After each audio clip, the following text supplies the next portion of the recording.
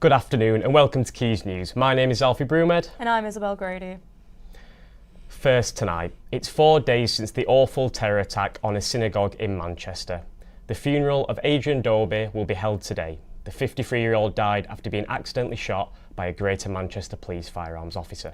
He was barricading the door to stop the attacker from getting inside the building.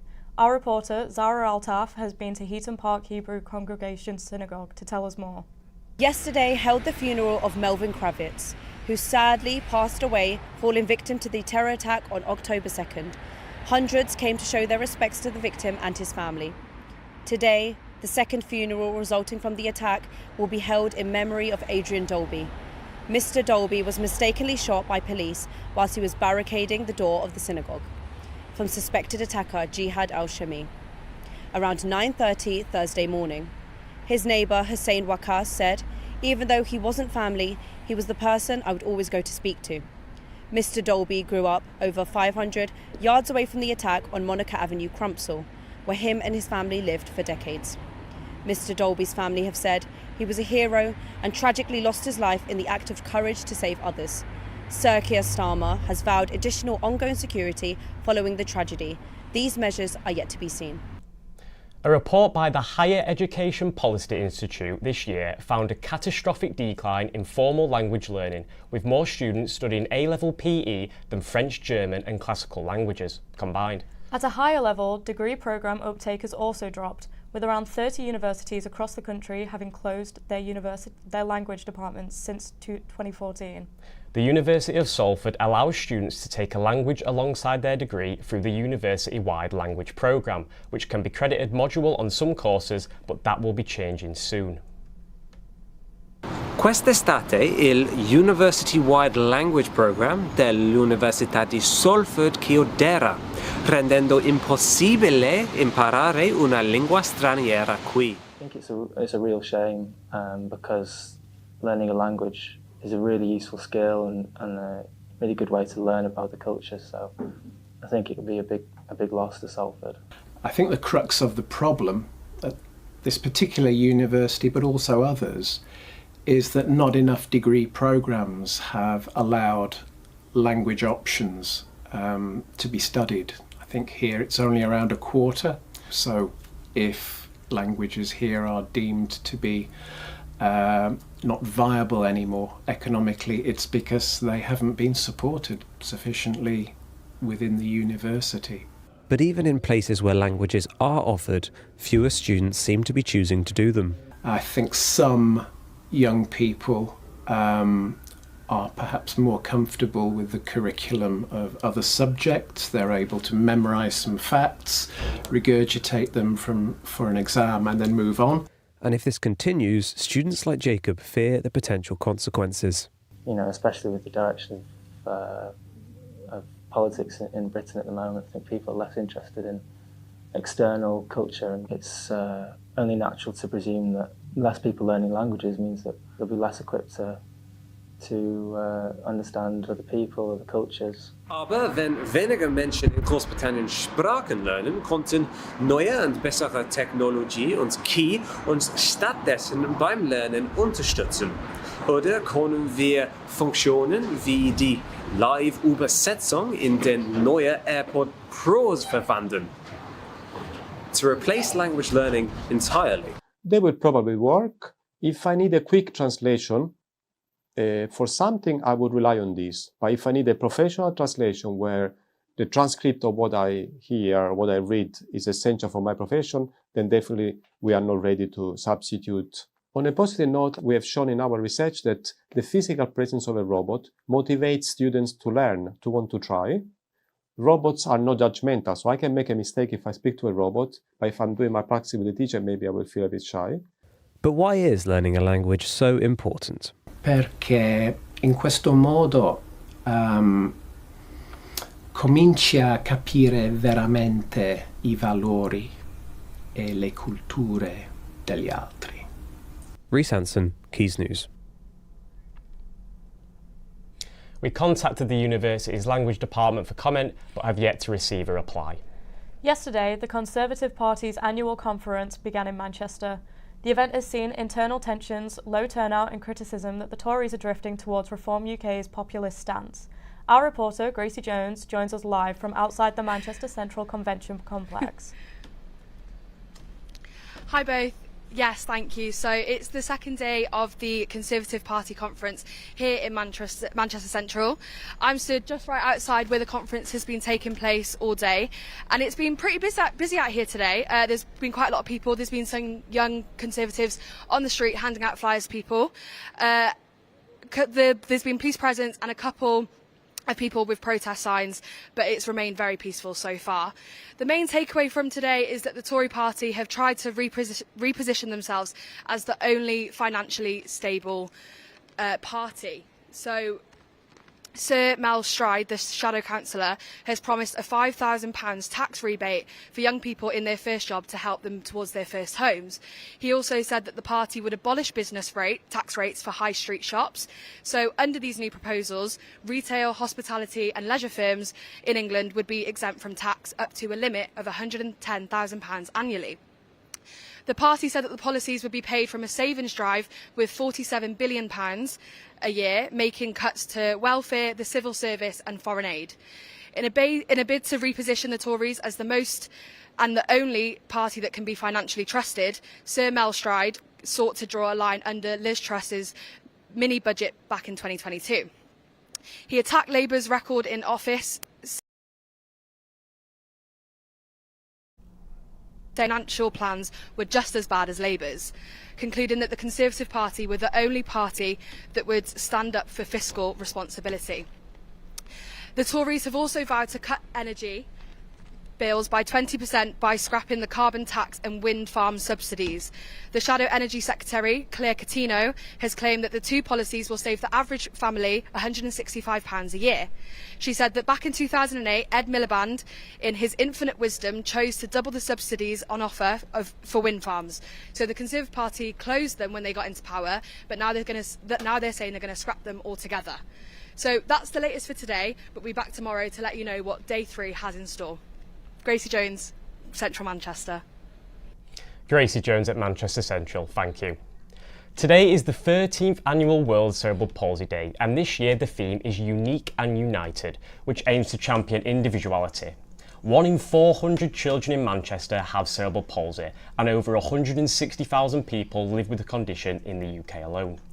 To tell us more about the day and how the condition impacts the people of Manchester, we are now joined by our reporter, Kira Aston. Kira, just how important is World Cerebral Palsy Day for people living with the condition? It's so important. It's the most common lifelong physical disability. And the day was created in 2013 because it was felt like cerebral palsy wasn't addressed enough publicly. So by having the day, it allows that addressal to take place, but it also allows stories from people living with it to be heard. And people just tend to assume that there's only one type of cerebral palsy, but there's actually 3. And so that means education on the condition can also take place. And the theme of Unique and United this year is, the hope with it is to allow people to express individuality and to show off how cerebral palsy affects them, but also how they're still able to do amazing things despite the condition. Well, hundreds of children have the condition in Manchester. What support is out there for these children? So there's a lot of therapy sessions, a lot of physical therapy sessions to help with movement, but there's also a lot of charities, including this newly established charity called the JT Foundation, which aims to break down barriers so that every child, regardless of mobility, can play, learn and grow alongside their peers. I spoke to the chair of the foundation and a parent of someone with cerebral palsy, Felix Fisaiko, and he hopes that awareness of the condition continues to improve. We want to see more. There are a lot of misconceptions. Other people, the community think when you have got cerebral palsy, you have intellectual disability. It's not so. Others believe, well, when you have cerebral palsy, you have to be on a wheelchair. Cerebral palsy has 5 levels, from very mild to very severe. We want to engage the community so that they understand. They help out in advocating for children and adults with cerebral palsy. So what is hope for the future for people living with cerebral palsy? Well, hopefully a lot of barriers will be broken down, because there's still a lot of barriers for people living with cerebral palsy, especially around health and education. And also, like Felix said, hopefully a lot more community awareness will take place, as currently that seems to be lacking. Thank you, Kira. A viral toy, both popular with adults and children, has made itself popular through platforms like TikTok. But counterfeit copies of the Labubu doll are creating concerns about safety for younger children. 4,600 fake toys have been seized from Salford pop-up stores and corner shops. Our reporter Lily Mae Cooper has found out why these fakes are not the harmless fun they seem. Labubu dolls, originally popular as a fashion accessory, have been all over TikTok and Instagram this summer, but their counterfeit copy, the Lafufu, has sparked concerns over health and well-being. Data from the Home Office says 259,000 fake toys have been intercepted at the border this year alone, and a staggering 90% of these were fake Labubus. A campaign launched by the Intellectual Property Office last week, called Fake Toys Real Harm, is being backed by Salford Council after 4,600 potentially dangerous fake toys were seized in the area. Councillor Barbara Bentham has said, "We will not hesitate to take action when businesses are flouting the law and putting people at risk." We call them the bric-a-brac shops on the high street. If you find this type of product in that shop, it's highly likely that it's going to be counterfeit. Even the official website, the Popmart website, often they're out of stock on there. So if they're out of stock for the official supplier of them, it's very unlikely that you're going to be able to obtain a real version. Look at the packaging. The Popmart box is very well polished and finished. During this investigation, I managed to borrow a fake Labubu to see exactly what Kerry was talking about when trying to spot these faults. Often the counterfeit versions, because they're being made overseas, maybe the people making them, English is not their first language. There'll be lots of spelling mistakes or grammar mistakes. I know some of the newer versions of the Labubu dolls have got like a UV stamp on their foot, and these counterfeit ones are not going to have that on. So have a look at the feet. Other things to look out for include bad face paint, strong blush, scratched eyes with messy glue marks, wonky ears which are too far apart, and defects around the hairline. We test part of a product and see if it will fit in the choke tube. We don't want anything to fit in. The choke tube represents a child's trachea. That's basically why it's so crucial. Why do you think some people do get the fake ones? Main driver is that you cannot get hold of these dolls. I think when you've obviously got a child that really wants one of these because they're seeing them advertised on social media, and they may think, oh, what's the harm in buying a counterfeit one? You know, counterfeit products often fund wider criminal activity. People might think, oh, I'm paying £10 for a counterfeit doll. If I waste my money, I'll just throw it away. Actually, you are funding criminality, and that could be people trafficking, it could be weapons, it could be drugs. These companies aim to meet the market as quickly as possible with as little cost, but it comes at a price to quality. Trading standards are urging consumers to shop at reputable stores such as Popmart and report any counterfeit products. Lily Mae Cooper, Quays News. Now, this time of year is notorious for young people catching freshers' flu, but that is not all new students have to contend with this year. COVID is making a comeback. We've got Malika Aleem in the studio to discuss the recent spike in COVID cases. So Malika, how many cases have we been seeing? COVID cases are rising across the UK. A new strain called Statuus is spreading, making up a large number of new infections in England. Cases have gone up around 7.5%. What symptoms should the public be looking out for? The symptoms are mostly the same. The unique symptoms are hoarse voice and sore throat. Has NHS England given out any advice? The NHS say to keep washing your hands, wear a mask if you can, places, and stay at home. Thank you, Malika. For information on this topic, you can visit www.englandnhs.uk. Over the last 24 hours, the world of rugby was shocked as former England captain Lewis Moody revealed he had been diagnosed with motor neuron disease. Moody, who won 71 caps for England over 10 years, publicly released a statement via BBC Sport late yesterday afternoon about his diagnosis and how it affected his whole world. Our reporter Freya Johnson has more. At last, the Lions get over, and at last those supporters are able to get to their feet. Lewis Moody, Easterby, O'Connell, Line-out options all along for the Lions. Yesterday, former England rugby captain Lewis Moody announced he had been diagnosed with motor neuron disease. MND is a disease that affects nerves found in the brain and spinal cord, which tell your muscles what to do. This leads them to weaken and stiffen over time and usually affects how you walk, talk, eat, and breathe. The disease disproportionately affects athletes, making the rate of disease up to 6 times higher to them than the general population. Moody is the third rugby player in the last 6 years to be diagnosed with the disease, which tragically claimed the life of Rob Burrow earlier last year and has left Ed Slater in a wheelchair, struggling to speak without the help of a computer program. According to the charity MMD Association, the disease can process quickly. It can kill a third of people within a year and more than half within 2 years of diagnosis, as swallowing and breathing becomes more difficult over time. Speaking to the BBC yesterday, Moody regarded feeling at ease as he concentrates on his immediate well-being, his family, and making preparations for the future. I don't want to get stuck in the negativity or the doom and gloom, and you know, we know the reality. Sally, you know it. You've spoken to so many people about this, haven't you? And so I want to stay positive. I want to, you know, stay in the moment. In the rugby world, Moody gained a reputation for being very physical, even earning the name Mad Dog for how he would push his body to the extreme when taking harsh tackles. He claimed he wouldn't let this disease stop him. He will surely miss how physical he used to be, but he looks forward into the future, focusing on his wife Annie, his children, and what joy rugby did bring him. I want to learn and understand what it is. I want to speak to more people and see where we can help as well. You know, I'd absolutely love to be able to support a cause at some stage, and hopefully, you know, another couple of challenges left in the body yet. It's still working. It's still with me, and until the point that, you know, it isn't, I suppose, you know, hopefully there'll be some suits available at that point that I could jump into. But yeah, the future's uncertain at the minute, I suppose, isn't it? So that's why we're just focused on now. Freya Johnson, Quays News, Manchester.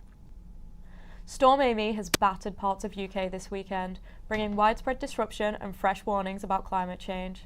Winds of 96 miles per hour were recorded in the peak of the storm, with outdoor businesses also being hit. With climate change remaining a challenge, what does frequent stormy weather mean for the operations of outdoor markets? Our reporter Dan Walters has braved the storm. Storm Amy is the latest in a series of powerful weather events hitting the UK, bringing flooding and damage across the country.